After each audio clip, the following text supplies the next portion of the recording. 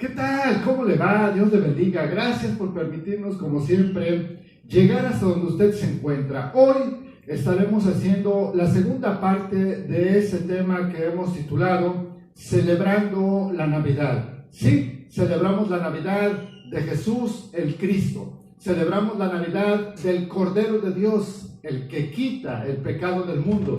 Celebramos la Navidad del Señor y Rey del mundo entero. Así está escrito y así nosotros lo declaramos. Y con este preámbulo vamos a compartir con usted una cita bíblica que se encuentra en el libro de los Hechos, capítulo número 8. Y hay una pregunta interesante.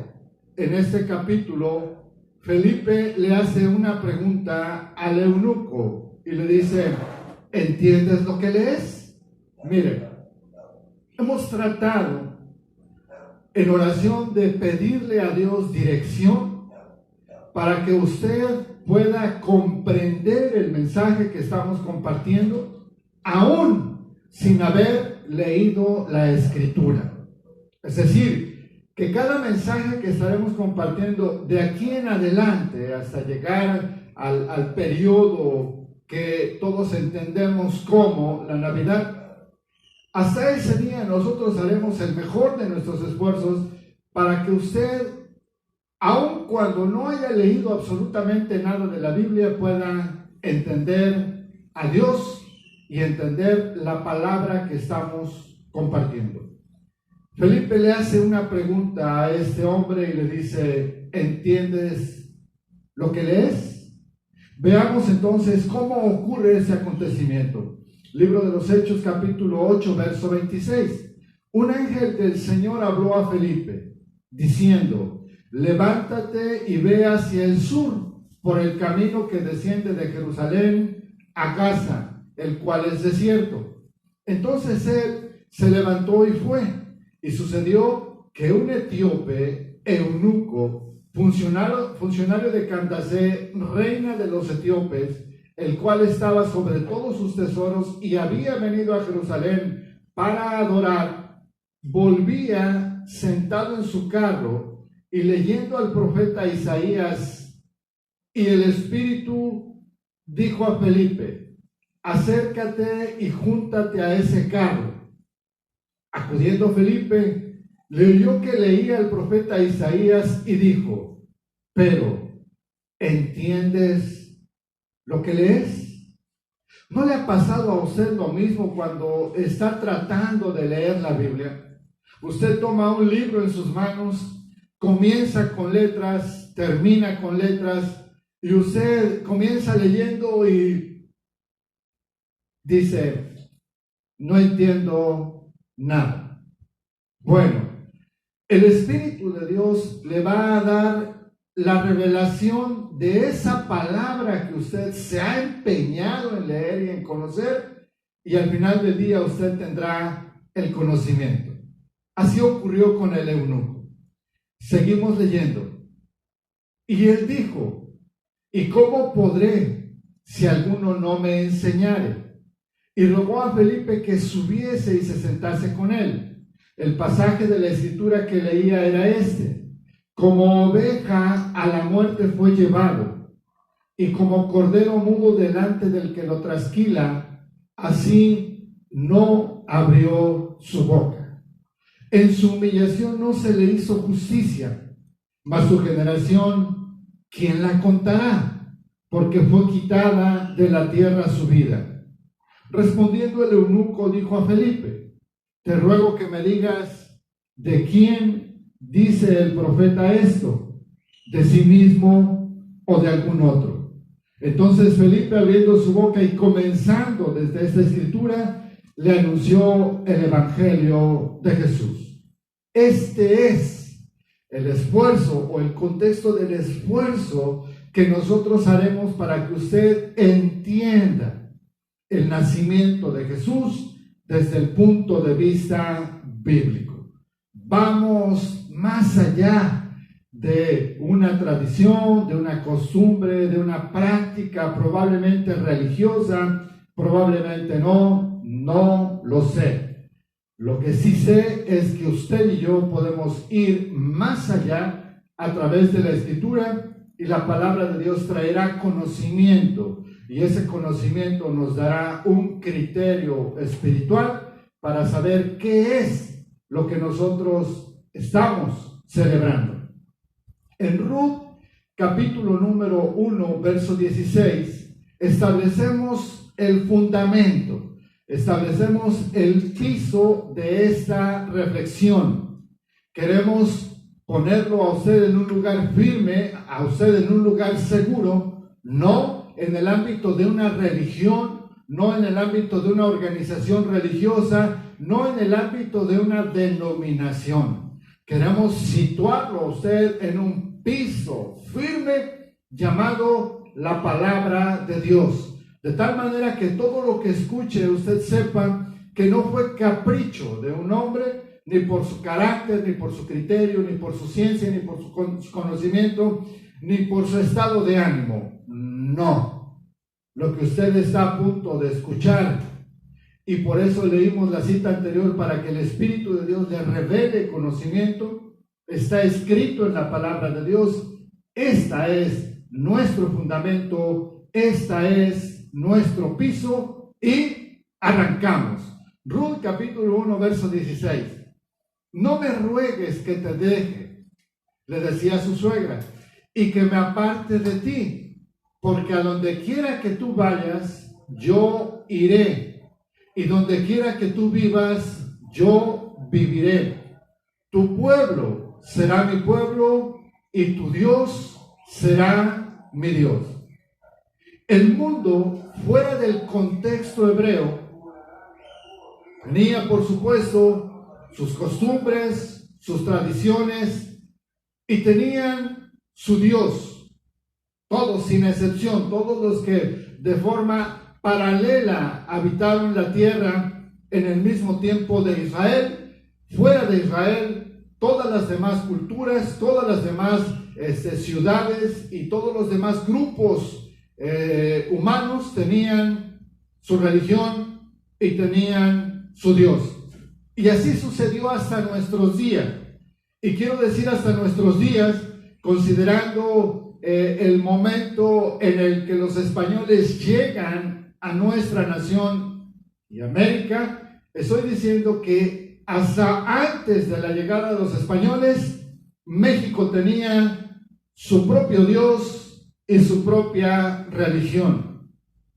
Por ejemplo, aquí en esta región de la península de Yucatán, dominaron los mayas, y el dios principal de los mayas es Kukulcán, el dios sol. Le daban culto al sol, y el nombre de su dios era Kukulcán. Lo mismo que hacen en muchas culturas, que asocian la deidad de su dios al sol y le ofrecen sacrificios. Y tienen, por supuesto, diferentes nombres.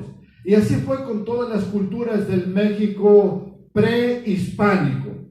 Estábamos en la misma condición, hasta que un día vino una voz de parte de Dios a anunciarnos el Evangelio de Jesucristo, a decirnos que hay un Dios que nosotros no conocemos, pero que Él preparó desde antes de la fundación del mundo el camino para que yo llegase a Él.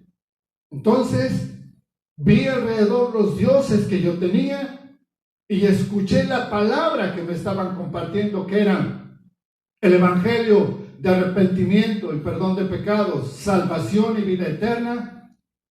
Y yo mismo dije, dejo los dioses que tengo y sigo ahora al Dios de Israel, al Dios que hizo los cielos y la tierra. No me convertí a una nueva religión. Dejé de adorar los dioses que tenía, dioses hechos con las manos de los hombres, y comencé a buscar, a conocer y amar al Dios de Israel. Ahora yo puedo decir como Ruth, siendo un pueblo separado del pueblo de Israel, ahora yo puedo decir a Israel al pueblo de Dios: su pueblo será mi pueblo y su Dios será mi Dios. Pero no necesariamente en ese contexto literal, porque Israel sigue siendo el pueblo de Dios, y ahora, por la fe en Cristo Jesús, por la fe en ese cordero que fue inmolado en una cruz, en ese cordero que fue preparado para salvar al mundo entero de sus pecados, me he constituido pueblo de Dios. Soy pueblo adquirido por Dios. Vea lo que dice la Escritura. Romanos capítulo número 9. Como también en Oseas dice, verso 25: llamaré pueblo mío al que no era mi pueblo, y a la no amada, amada. Y en el lugar donde se les dijo: vosotros no sois pueblo mío, allí serán llamados hijos del Dios viviente.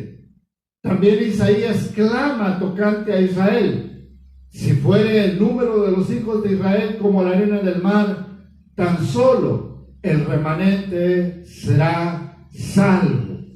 Nosotros bíblicamente no éramos pueblo de Dios, pero Dios decidió salvar al mundo, enviar a su Hijo Jesucristo para ese propósito, y tener y levantarse un pueblo más, aparte del de Israel, para que al final de todos los tiempos seamos un solo pueblo.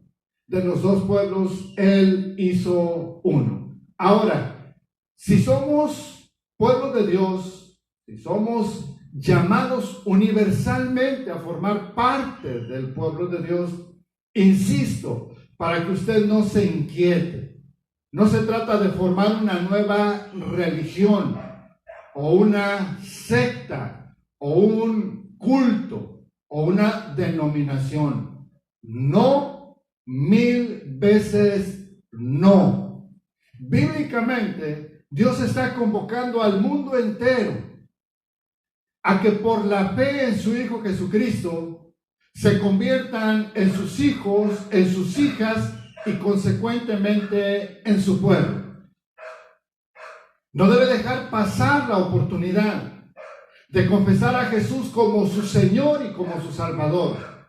De acuerdo a lo que dice en el capítulo número 1 del Evangelio según San Juan: a los suyos vino, mas los suyos no le recibieron. Mas a todo aquel que le recibió, le dio la potestad de ser llamado hijo de Dios, engendrado no de sangre, ni de carne, ni de voluntad de varón, sino de Dios. Nuestra oportunidad como seres humanos sobre la faz de la tierra está en recibir a Jesús y hacerlo nuestro Señor y nuestro Salvador, y en la cruz lavar nuestros pecados con la sangre que Él ha derramado y recibir perdón, salvación y vida eterna.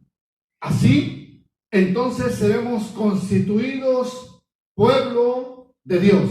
Ahora, esto ya suena muy bonito. Ya soy hijo de Dios.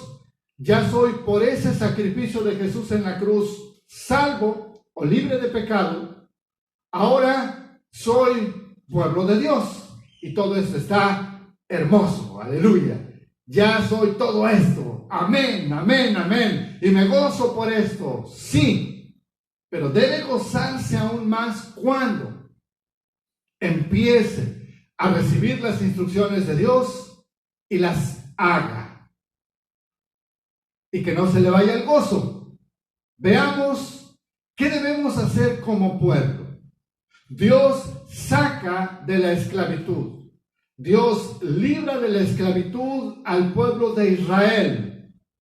Una vez libre, les dice lo que tienen que hacer y cómo lo tienen que hacer. Nosotros fuimos libertados de la esclavitud del pecado. y fuimos libres y somos libres y nos gozamos y nos alegramos. Ahora escuchemos lo que Dios dice que debemos hacer como pueblo redimido y como pueblo libre. Éxodo capítulo 20. Y habló Dios estas palabras diciendo: yo soy Jehová tu Dios. Recuerden que hace unos instantes dijimos: y tu pueblo será mi pueblo, y tu Dios será mi Dios. Bien, ahora vamos a ver qué es lo que nos dice Jehová nuestro Dios. Que te saqué de la tierra de Egipto, de casa de servidumbre. Esto es lo que dice Jehová de los ejércitos. Yahvé, Yahweh, Adonai, como usted esté leyendo en la traducción de Biblia que tiene. No tendrás dioses ajenos delante de mí. No te harás imagen ni ninguna semejanza de lo que está arriba en el cielo, ni abajo en la tierra, ni en las aguas debajo de la tierra.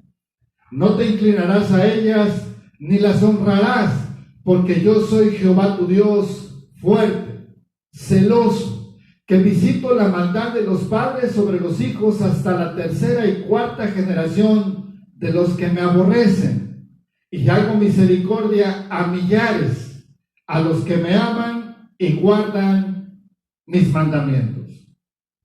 Esta es una definición de lo que puede ocurrir siendo hijos de Dios y lo que puede ocurrir siendo pueblo de Dios. Si como tal obedecemos, recibiremos la misericordia de Dios. Si como tal no obedecemos, entonces recibiremos los juicios de Dios, porque Él es fuerte y celoso, de tal manera que lo que usted va a hacer después de haber escuchado este mensaje tiene que estar visto a la luz de las Escrituras, y si se considera hijo y si se considera pueblo, tiene que tomar decisiones. Pero ya no será basado en que alguien dijo apresuradamente o dijo acaloradamente o dijo desde su punto de vista lo que me pasaría si hago una cosa o no la hago. No. Ahora usted tendrá un tiempo de reflexión con Dios y Él le dará la dirección para que su vida sea bendecida. Terminamos. El propósito de la Navidad. ¿Cuál es el propósito de la Navidad? La fiesta, los regalos, los excesos, el pecado, las transgresiones a la palabra de Dios en multitud. ¿Será todo eso, la muerte, la violencia y todas las manifestaciones de maldad que ocurren, motivadas por todo lo que se da en medio de la celebración de ese acontecimiento? ¿Será eso el propósito de la Navidad? Reflexionen. No soy, por supuesto, como hombre, el indicado para enfatizar o para declarar o establecer que algo es malo desde el punto de vista humano. Y no quiero intentarlo. Para eso está la palabra de Dios, porque la palabra de Dios nos dice explícitamente lo que es bueno y lo que es malo. Por favor, solo usted reflexione, venga a la Escritura y deje que Dios mismo le revele lo que es bueno y lo que es malo. El propósito del nacimiento de Jesús es que el mundo, desde Génesis hasta nuestros días, la mente y el corazón del hombre se inclinan hacia el mal. Era necesario un Salvador y Dios lo hizo. Dios envió a su Hijo Jesucristo para salvar al mundo de su pecado y librarlo de la condenación a través de las generaciones y generaciones y generaciones. porque la palabra de Dios es eterna, porque Dios es eterno, y si Él es eterno y su palabra es eterna, y usted confía en esa palabra, entonces usted ha hecho lo correcto, usted tiene una palabra de verdad. San Juan capítulo 3, verso 16, dice la Escritura: porque de tal manera amó Dios al mundo, que ha dado a su Hijo unigénito, para que todo aquel que en Él cree no se pierda, mas tenga vida eterna. Porque no envió Dios a su Hijo al mundo para condenar al mundo, sino para que el mundo sea salvo por Él. El que en Él cree no es condenado, pero el que no cree ya ha sido condenado, porque no ha creído en el nombre del unigénito Hijo de Dios.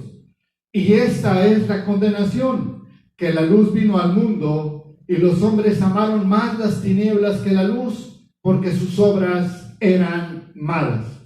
Porque todo aquel que hace lo malo aborrece la luz y no viene a la luz, para que sus obras no sean reprendidas. Mas el que practica la verdad viene a la luz, para que sea manifiesto que sus obras son hechas en Dios. En la siguiente entrega de la Navidad veremos dónde comienza la Navidad. Así es que, por favor, siga con nosotros. Jesús nació con el propósito de salvar al mundo de su pecado, y ese sacrificio concederle por la fe en Dios y en Él salvación y vida eterna. Seguimos pues celebrando la Navidad desde el punto de vista bíblico. Dios le bendiga, que tenga un hermoso día. Hasta pronto.